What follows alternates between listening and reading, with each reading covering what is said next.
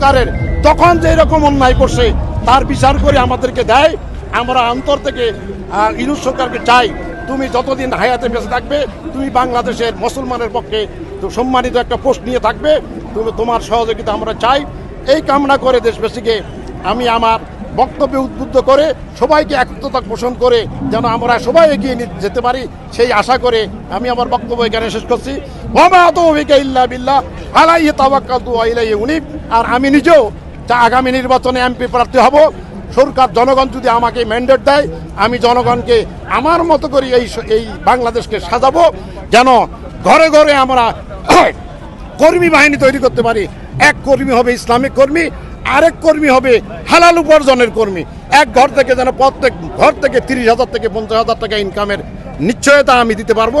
সেটা হলো অনলাইনের মোবাইল সেটকে কেন্দ্র করে, আর কিছু আন্তর্জাতিক মানে বিজনেস আছে এগুলো তাদের ঘরে শিখাই দিল, তারা আর্ন করতে পারবে, হালাল উপার্জন করতে পারবে।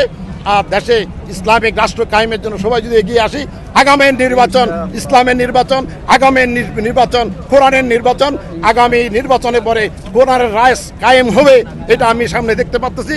এই বক্তব্য করে আমি শেষ করছি। আসসালামু আলাইকুম।